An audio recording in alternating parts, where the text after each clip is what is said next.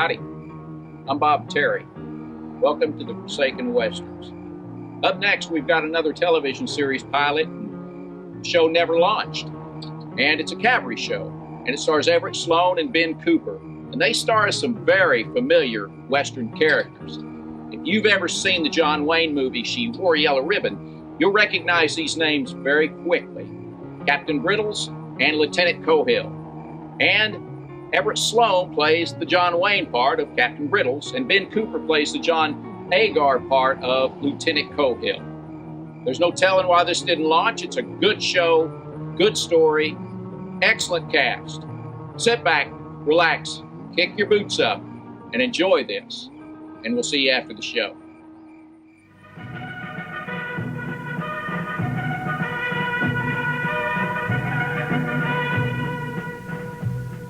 It's the sitcom Home and Mother and the Ding-a-Dang Family, and the same four walls around you make you hanker for to be where a boy can grow to manhood and a man can be all man.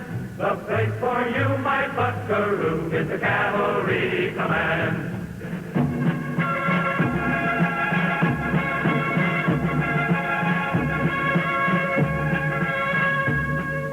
Be an honest plowboy or a runaway bank trustee, a trolley car conductor or a hand from a factory. Just as long as you can take it, doesn't matter what's your brand. When you're down the spurs and sabers of the Cavalry Command.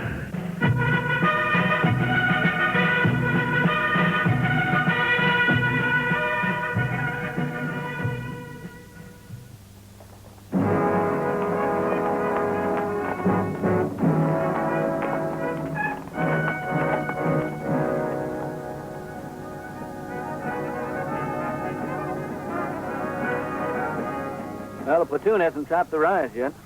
Guess the captain's dismounted them. Taking them over the slope at a walk. Eases the horses. I know. Quote. The cavalry is a very delicate arm of the service. Depends entirely on the condition of the horses. End quote. Yes, sir. Now, I'm waiting for an order to dismount and carry mine any time now. Yes, sir. Sergeant Utterback, do you think there's a chance Lieutenant Gresham and his patrol are still alive? I got 3 superstitions, Lieutenant Cohill. One of them is I never call a death turn on a man, for or against him. Fair enough.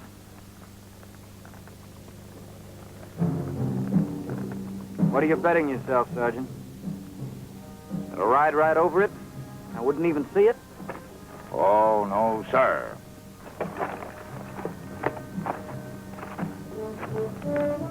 About 25 unshod ponies, I make it out. Yes, sir. Ooh. They're feeding their ponies oats, Sergeant. Yes, sir. To pass by here just about dawn.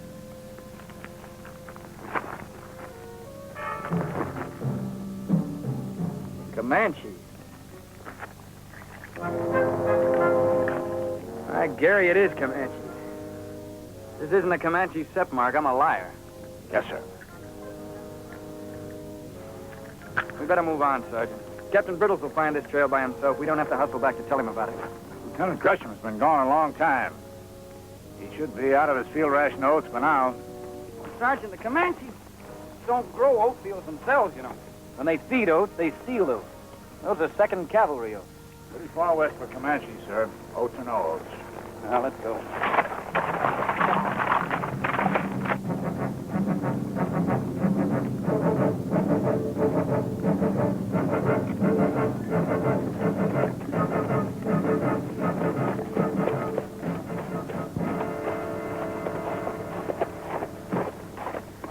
All right, Sergeant, why don't you stop chivying around with me? If you don't think Comanches made those tracks, you say so. But you give me a darn good argument. Still chewing on it, Lieutenant. No, you're not. You've been with Captain Brittle so long, you think like him. You act like him. You see something plain, but it just doesn't come clear. Now say it, plain out. You still don't think it was Comanches, do you? I didn't say that, Lieutenant. I know, you didn't say anything. That's the trouble. I show you oats, Mr. Gresham used up his oats. I show you Comanches. We're too far west for Comanches. Let's get something nailed down hard right now, Sergeant. I will take hazing. And I'll eat stableberry from the troop commander as long as it pleases his old man's ego to shovel it down my throat. But I'm not going to take it from you, top soldier, or any other non-com in the troop. Now, you pass that word along. Do we understand each other? I'm going to do you a favor now, Lieutenant. The old man's giving it to you no worse than he's given it to every other new joined lieutenant that's ever worked for him. Now, just don't take it personally. Just pounding you down the side, making you fit your own peg hole. That's all. No, it's not all. Did Captain Brittles ever serve out here under my father, before the war? I did, sir. Molina Del Rey and Chapultepec, Mexican clam bake. That's not what I asked you, Sergeant. Did Captain Brittles ever serve under my father? Why, I never did hear the captain say, sir. I don't know. Why? Well, if you served under him, you know why. He'll stand barefoot on a barbed wire fence and lash a wildcat to death with a live rattlesnake, but he'll get the job done. Yes, sir. Well, it's me personally with Captain Brittles. I get the feeling he's trying to pay me off for my old man somehow. And you can't tell me any different. I'm going to do you one more favor, Lieutenant. I'm going to tell you right in your teeth I didn't hear you make that last remark. I don't like officers much. I never had to. But I got to trust them. Now, I don't know what a gentleman is. But I got an idea that he ain't a backbiter. Now, there ain't nothing but this stinking job out here in Captain Brittles. It wouldn't be possible for him to deal in personalities. Just get that straight. He's an old man, and he's pettish and he's finicky. But he ain't vindictive, sir. Now, you made your point. And I didn't say that Comanches didn't make them tracks. I said it was pretty far west of Comanches. And it still is, sir. Well, we've only got about 2 more hours till sundown, and we're looking for a bivouac area. Let's pick it up, Sergeant. Yeah.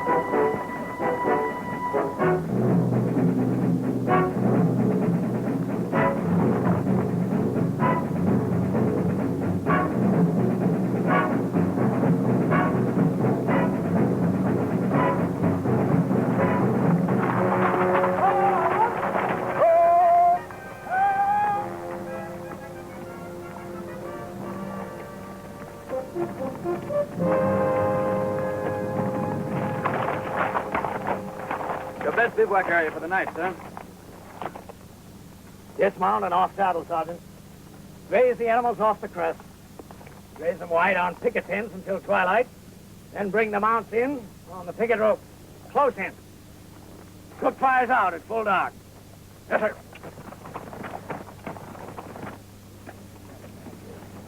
Corporal Brothers! Guard squad! Push the picket down 400 yards to full lord! Up saddle, line of saddles, guide on me! Cautious, watch fires, keep small. Step out, payday's coming. Dismount!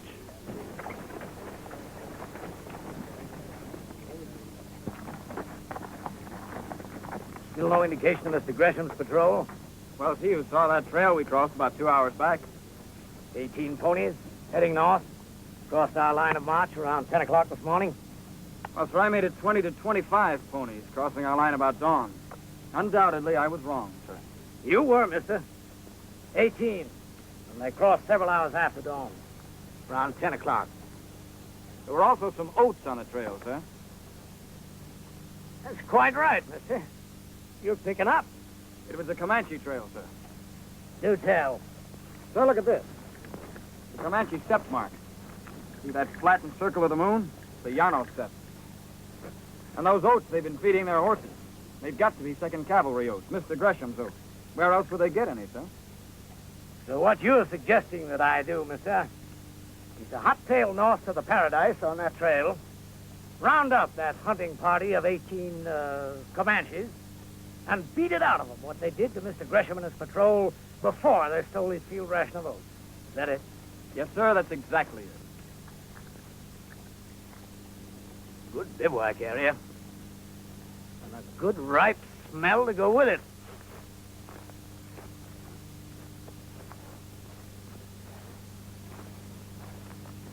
Probably a dead buffalo carcass up on the ride, sir.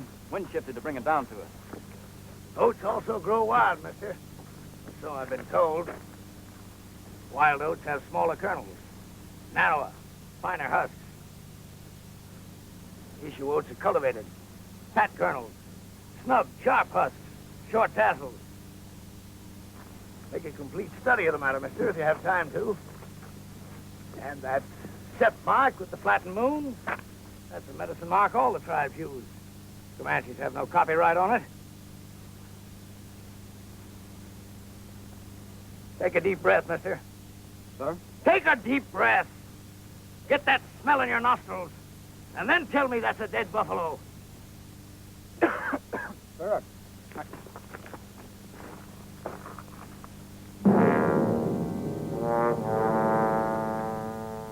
Now take a good look, Mr. Cohill.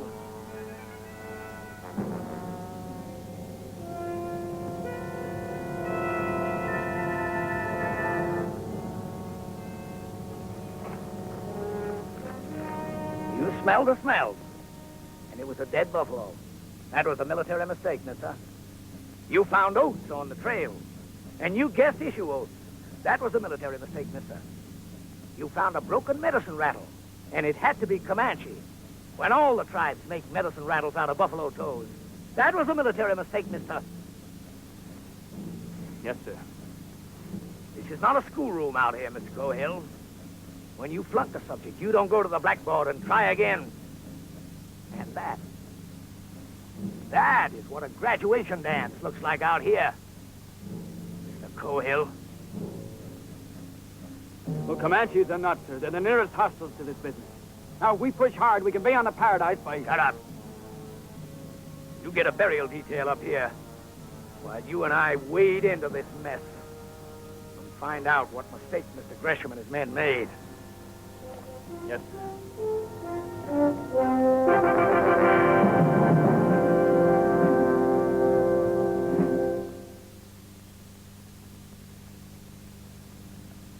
Lieutenant Thomas H. Gresham, 2nd Cavalry, USA.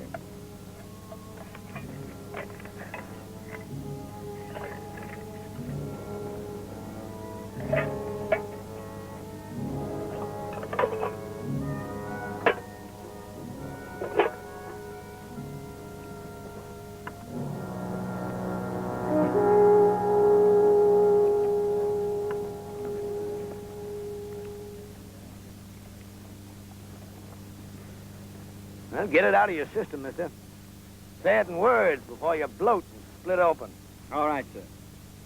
Those bodies are 24 hours dead. 16 hours after they died, 18 hostiles crossed to the north in the direction of the Paradise River. Now, Comanches or not Comanches, oats or no oats, they're suspects in my book, sir. So? So if it was me, I'd rest here another hour and then I'd get after them. I'd be on the Paradise River before dawn and clobber them cold for what they did to Tom Gresham and his men. I've got no orders to clobber anyone, mister. I've got orders to find the Gresham Patrol. I found it. And I'm going back into Fort Stark and report that I found it. In fact, you've got orders not to clobber anyone, sir. The departmental standing order that forbids our attacking a hostile before they attack us. You're quite right, mister. You're mighty right. Ready for burial service, sir. Troop prayer book, sir. Oh, Sergeant Utterback, You saw that trail back a ways with the lieutenant here. Did Comanches make it? Pretty far west for Comanche, sir. They could have. I won't swear. That's it. Play it carefully, Sergeant. But you will swear that that was an Apache arrow in Mr. Gresham's throat. Yes, sir. I know an Apache arrow when I see one. But it's pretty far north and east for Apache, sir. That's right. But Apaches could have killed Mr. Gresham and his men. Yes, sir. That's right. But I won't swear. Or Comanches could have had a brush with Apaches some time back and gotten hold of a lot of Apache arrows and then fired one into Mr. Gresham's throat. So it could be Comanches. That's right, sir. But I won't swear. There you are, Mr. Cohill. You've got your answer. If you'll excuse me, sir, what answer? How's that now, mister? Captain Brittles, do you know who did this job on Tom Gresham and his men? Oh, yes. I know. But I won't swear.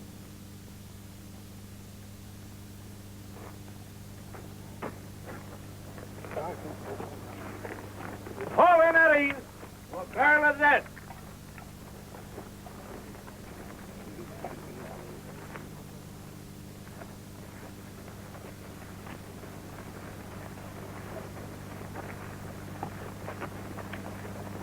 Uncover!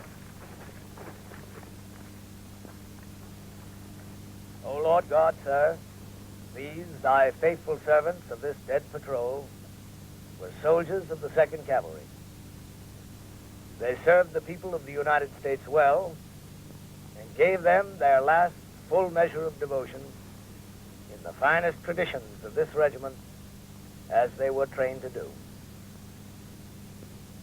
May it please thee, sir, to take their souls to thy kingdom and give them peace and rest forevermore.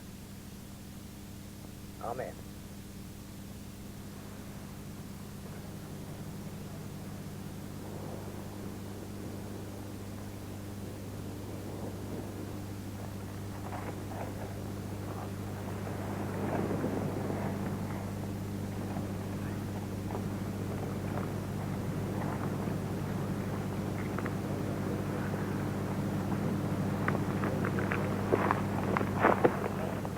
What is it, reveille, sir? Oh, it's a good 5 hours before reveille. Turn 2 on the back. No talking, no smoking, no coffee. Saddle up and stand to horse.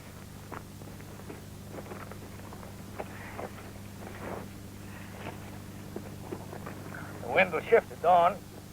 When it does, that'll flame out high. You'll move out following me.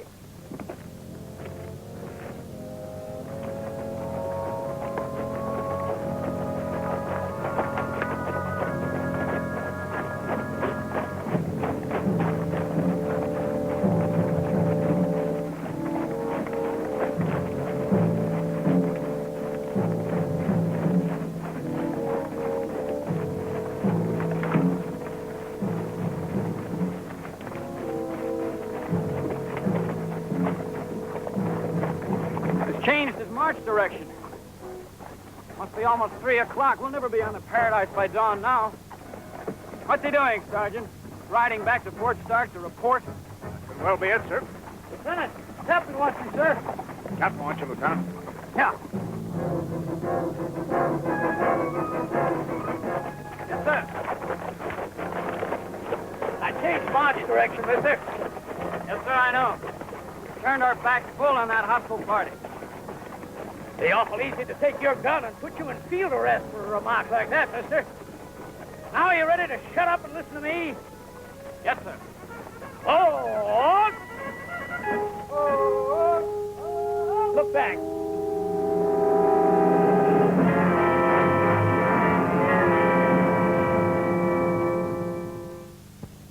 That's the fire I left.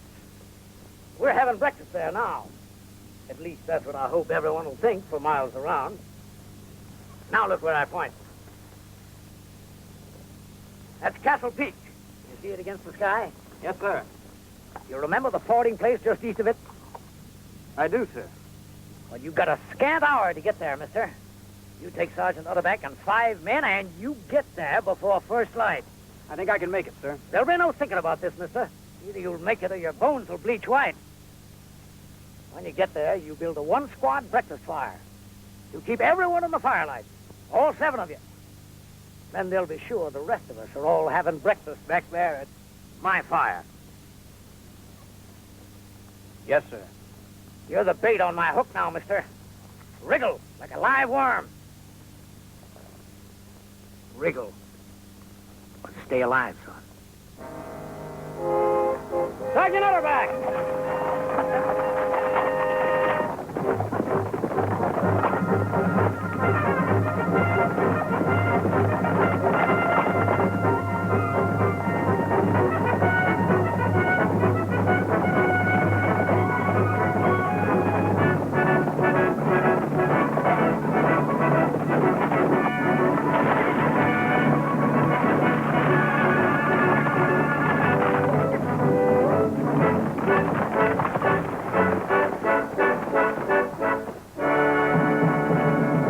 Now we're lighting a fire and off-saddling. I want a defensive position right here. The lieutenant want to give us anything more? Yes. I think we're going to be hit at first light. How hard, Lieutenant? I don't know, Sergeant. I'm taking it on trust. You take it on trust from me. Now, this is to be a breakfast halt only. Draw your carbines and keep them in hand. Move around inside the firelight. Talk, laugh, fit, chivvy. Get yourselves known in the neighborhood. All right, Sergeant. We'll pick at the horses over there. Dismount and lead.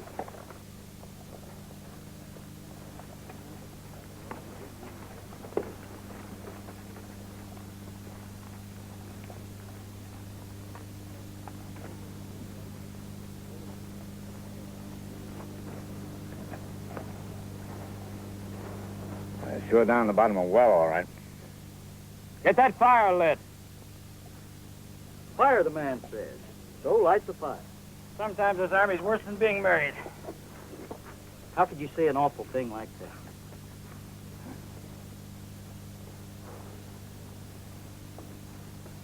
Almost on. If they're up there, sir, they gotta be Apaches. Or mountain goats. I know. Men, Sergeant Utterback picked you because you're the best shots in the troop. You fire only on my order.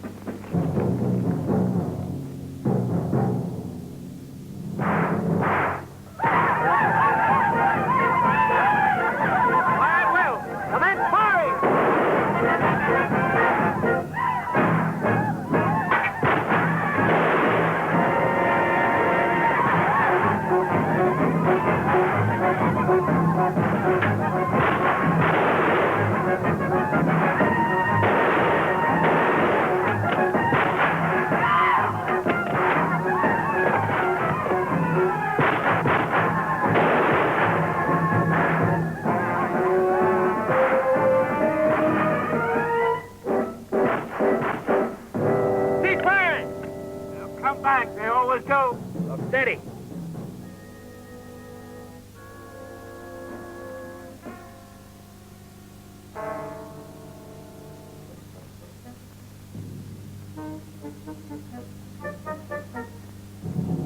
Fire only on my order.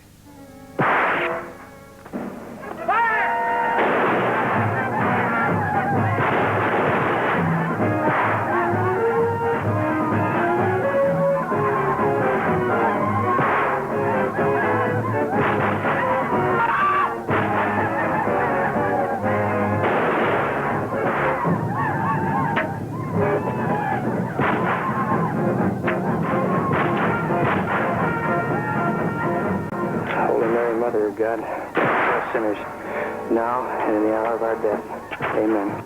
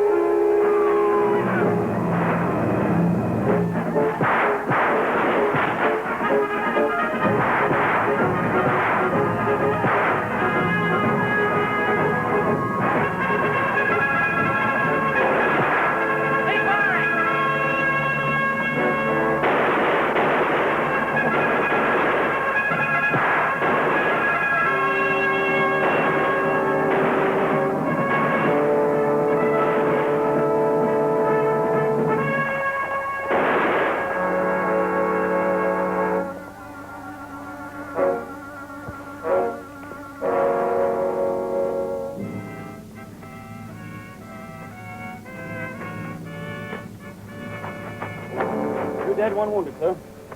Mr. Cohill, you did that job pretty well. Yes, sir. I'm beginning to think you may do. Sir, you knew the Apaches did the Gresham kill the minute you saw it, didn't you? Well, it's pretty far north and east for Apaches, mister. Yes, sir. It's also pretty far west for Comanches. Yeah, well, we can excuse you that one, mister. Sergeant Otterback wasn't too solid on it either. But you keep that medicine rattle for your memory book, just the same. Captain, how did you know to come right here to Castle Peak? Well, Apaches camp high, mister. Castle Peak is the highest ground around here for miles. So when I saw that Apache arrow in Mr. Gresham's throat, I cheated the mite, son. I looked, and there was a wisp of smoke just above the peaks. And I would have gone off to the Paradise River on a wild Comanche goose chase. Yes, you sure would. Wild as they come. That's the cleverest trick in the Apache bag, mister. There never were any Comanches. The essence of command is timing, mister. The successful commander keeps his own counsel until the right moment, and then attacks with all he has. Well, in view of departmental standing order, sir, I'll say nothing of your attack. Mr. Cohill, if you please. My point, commanded by you, here on this stream bank, came under heavy attack by hostiles. My point defended. It did not attack. Nor did I. Arriving with the main body of the troop, I merely supported that defense. Yes, sir. Captain, I'm extremely sorry for my previous attitude. Never apologize, Mr. Cohill. It's a mark of weakness. There's a long-service captain out here who apologized once in an effort to smooth over a situation. He's been ashamed a little bit ever since. He will die or retire as a captain. The officer who chose to damage that captain's career might have dealt with him a little bit more humanly. But he didn't. I'll make a soldier out of you, Mr. Cohill, if you don't break first.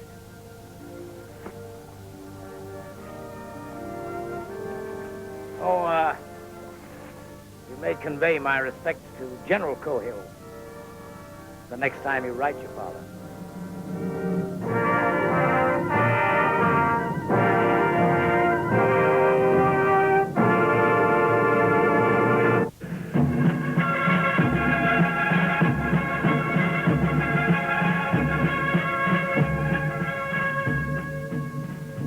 When the morning star is fading and the campfires flicker out and the pickets come reporting good water on the route.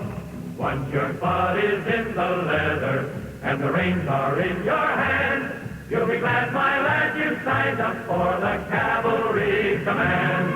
The cavalry command.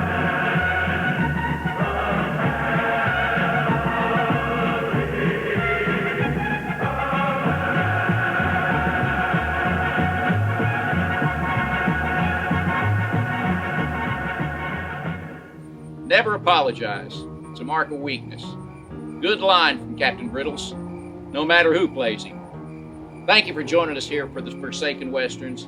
We hope you'll join us again next time. My name's Bob Terry. Have a great day.